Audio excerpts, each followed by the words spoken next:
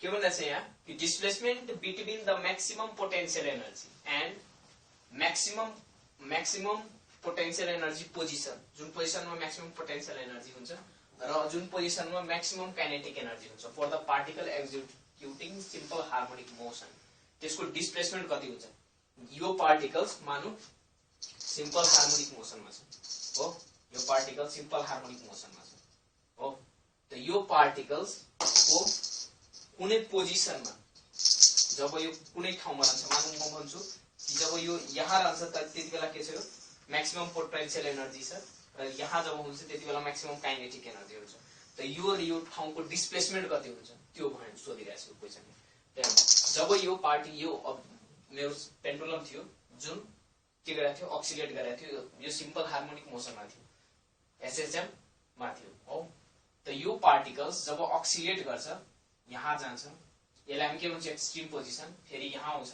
यसलाई पनि के भन्छ हामी एक्सट्रिम पोजिसन, र यो के हो मेन पोजिसन हो। त जब यो पार्टिकल सिम्पल हार्मोनिक मोसनमा हुन्छ त्यति बेला यो पार्टिकल्सको यहाँ भेलोसिटी 0 हुन्छ, यहाँ भेलोसिटी मैक्सिमम हुन्छ हो, र मैक्सिमम भेलोसिटी हुन्छ v maximum is equal to के हुन्छ a ओमेगा, यो एम्प्लिट्युड हो र यो के हो angular frequency and velocity maximum हुन्छ, र यहाँ के हुन्छ भेलोसिटी 0 हुन्छ, भेलोसिटी के हुन्छ 0 हुन्छ। यहाँ हेर्ने एक्सेलरेसन हुन्छ त्यो एक्सेलरेसन यहाँ 0 हुन्छ जब यो बडी सिम्पल हार्मोनिक मोसनमा हुन्छ, एक्सेलरेसन यहाँ के हुन्छ 0 हुन्छ 0 हो। यहाँ एक्सेलरेसन के हुन्छ मैक्सिमम हुन्छ, कति हुन्छ मैक्सिमम हुन्छ,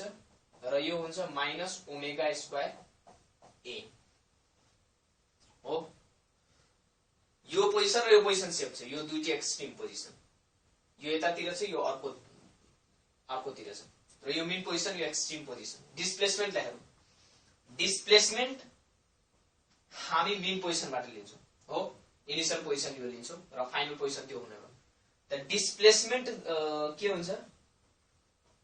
यहाँ 0 छ ओके, जब यहाँ रहन्छ त यो 0 भयो नि,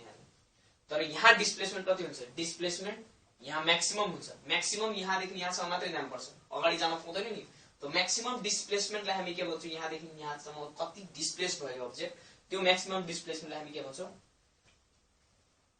एम्प्लिट्युड हो, के भन्छौँ एम्प्लिट्युड। अब हेर्नु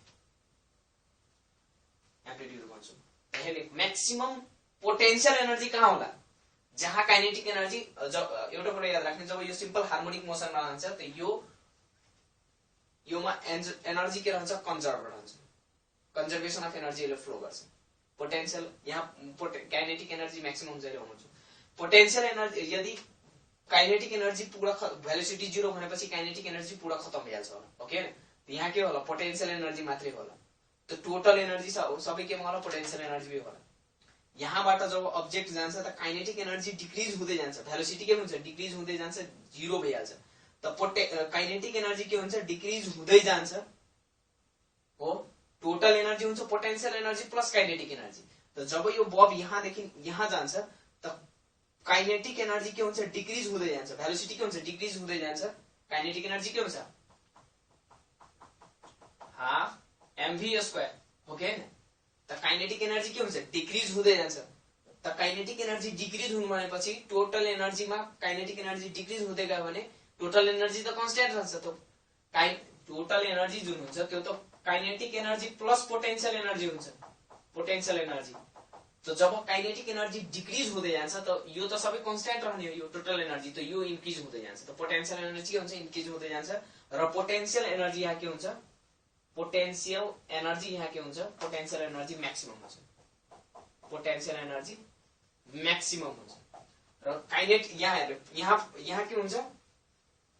काइनेटिक भेलोसिटी मैक्सिमम हुन्छ ओके न,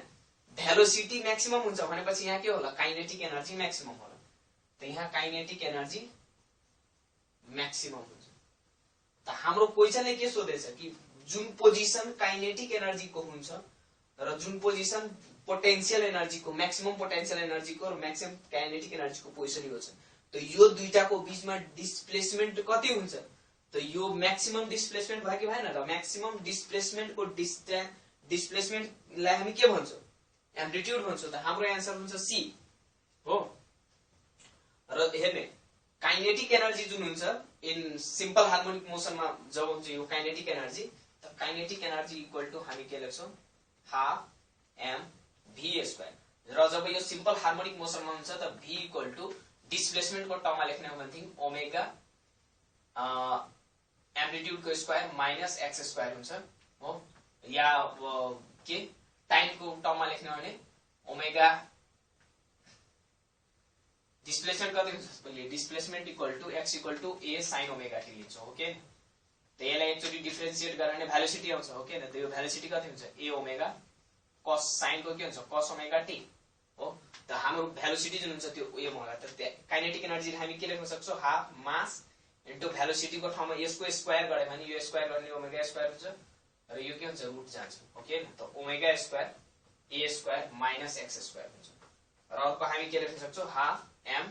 v स्क्वायर को ठाउँमा के लेख्न सक्छौ यो v स्क्वायर भनेपछि यो के हुन जान्छ a स्क्वायर ओमेगा t हो यो काइनेटिक एनर्जी हुन्छ यो र पोटेन्शियल एनर्जी कति हुन्छ त पोटेन्शियल एनर्जी हुन्छ half k x square okay displacement from the mean position यो त हेर्ने जब यो यहाँ जान्छ सब्जेक्ट त्यतिबेला म्याक्सिमम पोटेन्शियल एनर्जी त x यो डिस्प्लेसमेन्ट के भन्छ a भइहाल्छ इक्वल टु a त यहाँ जुन म्याक्सिमम पोटेन्शियल एनर्जी हुन्छ हाफ k a स्क्वायर हुन्छ हेर्ने हो र यहाँ जुन हुन्छ म्याक्सिमम काइनेटिक एनर्जी हेर्ने यहाँ डिस्प्लेसमेन्ट के हुन्छ 0 यो के भइहाल्छ 0 त हामीले के मागिरहन्छ यो half m a omega square m omega स्क्वायरले हामी के लेख्ने omega is equal to root under k by m हुन्छ त ओमेगा इक्वल टु के लेख्न सक्छौ omega square is equal to k by m त m ओमेगा स्क्वायरलाई हामी के लेख्न सक्छौ k पनि लेख्ने यहाँ काइनेटिक एनर्जीलाई अरु हामी के लेख्न सक्नु भयो त half m half k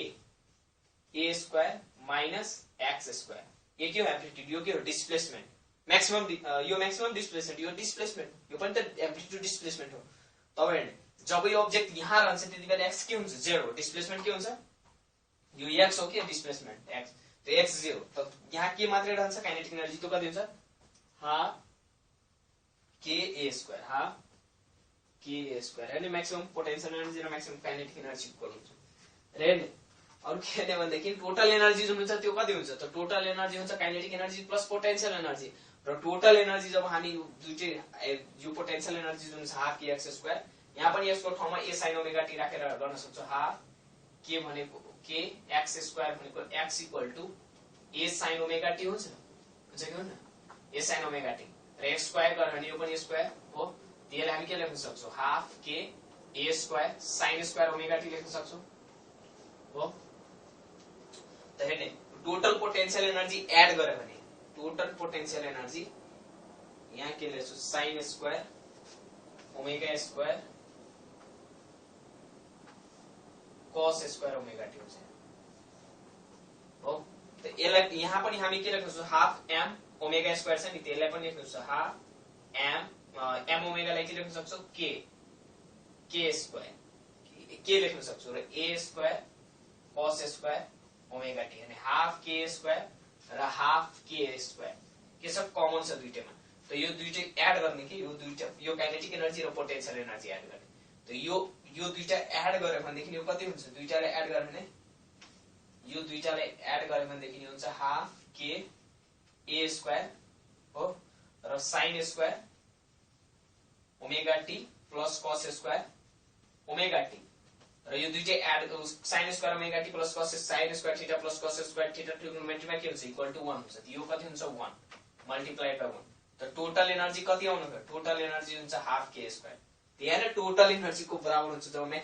maximum potential energy total energy को बराबर हुन्छ भनेपछि यहाँ काइनेटिक एनर्जी छैन यहाँ मैक्सिमम काइनेटिक एनर्जी के हुन्छ टोटल एनर्जी को बराबर छ भनेपछि यहाँ पोटेन्शियल एनर्जी छैन ओके त मैक्सिमम काइनेटिक एनर्जी कहाँ हुन्छ जब यो मेन पोजिसनमा हुन्छ र maximum kinetic energy main position maximum potential energy extreme पोजिसनमा हुन्छ भेलोसिटी यहाँ 0 हुन्छ भेलोसिटी यहाँ मैक्सिमम हुन्छ डिस्प्लेसमेन्ट यहाँ 0 डिस्प्लेसमेन्ट त सोध्दैन यहाँ डिस्प्लेसमेन्ट मैक्सिमम हुन्छ र यो डिस्प्लेसमेन्टलाई के भन्छौं हामी मैक्सिमम डिस्प्लेसमेन्टलाई के भन्छौं हामी एम्प्लिट्युड भन्छौं फ्रम द मेन पोजिसन